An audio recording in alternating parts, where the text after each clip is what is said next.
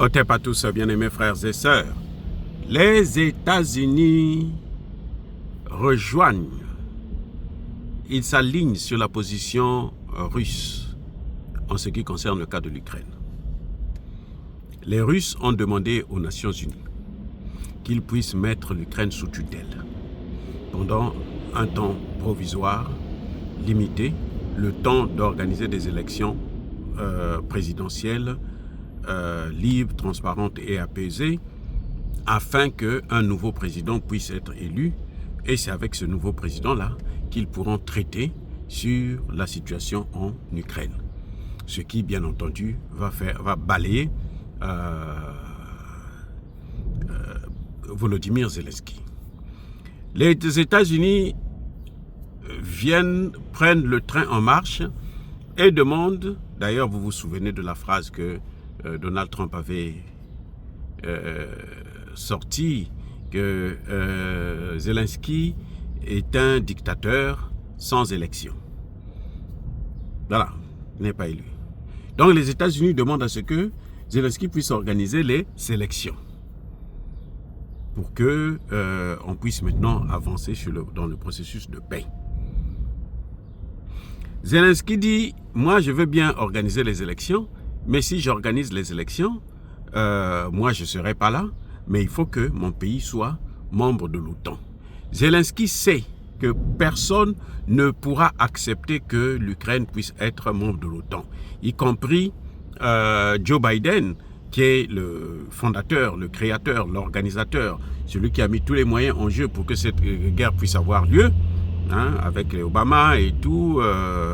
Trump à l'époque avait fermé les yeux, mais en tout cas, même Joe Biden dit, avant de partir, il a bien précisé, l'Ukraine ne fera pas partie de l'OTAN.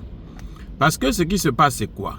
C'est qu'il n'est pas bon que deux puissances nucléaires puissent se côtoyer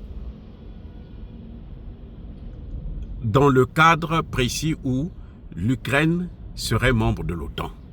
Parce que les États-Unis auront le droit de placer des armes nucléaires sur ce sol, et puis ce serait très très très risqué que les deux pays puissent être côte à côte. Oui, donc c'est un dilemme. Zelensky, en fait, ça fait maintenant près d'un an, depuis mai dernier, qu'il n'est plus élu. Et ce qu'il a fait, c'est qu'il avait prévu une loi martiale qui lui permet de rester au pouvoir le temps que la guerre va continuer, et il renouvelle ce mandat tous les 90 jours. Mais, entre-temps, il a plein pouvoir. Alors, c'est ça qui permet à Zelensky de continuer à garder le pouvoir, de rester au pouvoir. Mais maintenant, on lui dit, il faut organiser les élections. Lui dit, oui, je veux organiser les élections, mais en échange, faites de moi membre de l'OTAN. Vous voyez, là, il y a quoi? Et c'est la position européenne. Ce sont les Européens qui ne veulent pas la paix en Ukraine. Écoutez bien, ce qui se passe actuellement, c'est que l'Ukraine, c'est-à-dire que Zelensky, on l'utilise, mais alors, c'est un chiffon que n'importe qui peut utiliser. Les Européens savent, pour construire l'Europe, pour enlever la souveraineté des pays européens, il faudrait que il y ait une situation comme celle-là, la guerre. Parce que actuellement, tous les pays européens ont perdu leur cote de popularité au sein de leur population. Donc maintenant, la seule façon pour eux de récupérer, d'exister, de se maintenir au pouvoir, il faudrait que les pays européens, qu'il y ait une guerre. Ça va donner à l'Europe la possibilité de marcher, s'asseoir sur la souveraineté des nations. Voilà l'enjeu clé, l'enjeu principal. Les Européens veulent de cette guerre. Ça, c'est essentiel.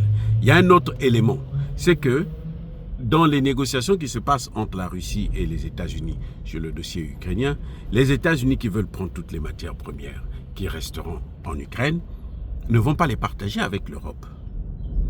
Donc les Européens, ce qu'ils veulent, eux, c'est faire capoter le processus de paix que Donald Trump est en train de mettre en œuvre. ce qui leur permettra d'exister en tant que membres. Oui, qui leur permettra d'avoir une part de matières premières pour relancer leurs économies. Pour relancer l'industrie européenne, militaire et économique, il faut au moins 800 milliards de dollars. Où est-ce qu'ils vont avoir ça? Nulle part. Et la France est venue dernièrement, Macron a demandé carrément à Donald Trump s'il pouvait plaider auprès de Poutine pour que Poutine puisse donner aux Européens l'argent qui a été gelé, son argent, l'argent de la Russie qui a été gelé. C'est ça qu'ils valent. Ça leur c'est plus de 300 milliards, il restera 500 milliards qu'ils peuvent prendre maintenant sur le marché obligataire international. Donc, les Européens ont ce problème-là, des matières premières. Parce que si les États-Unis réussissent, les États-Unis vont tout prendre et eux, ils n'auront que dalle. Donc, il faut maintenir cette guerre. Il faut continuer cette guerre. Voilà les deux grands enjeux de cette guerre. D'abord parce que ça leur permettra de se passer de la souveraineté des nations si l'Europe est en guerre, et ça permettra de créer les États-Unis d'Europe. Deux, ça permettra, ils ne veulent pas que les Américains puissent prendre toutes les matières premières qui resteront en Ukraine. À eux seuls, ils veulent partager ces matières premières ensemble. Ce qu'ils oublient, c'est que les Américains ont tout compris. Et vous avez vu la liste des produits qui seront taxés à payer les douanes aux États-Unis. Les pays européens sont en train de crier.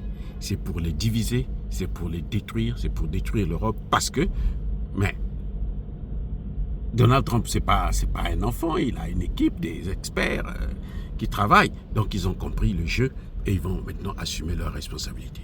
Les amis, soyez bénis, abondamment bénis par le Dieu des qu'émités par nos ancêtres angélisés. Vive l'Afrique éternelle, j'ai dit et j'assume.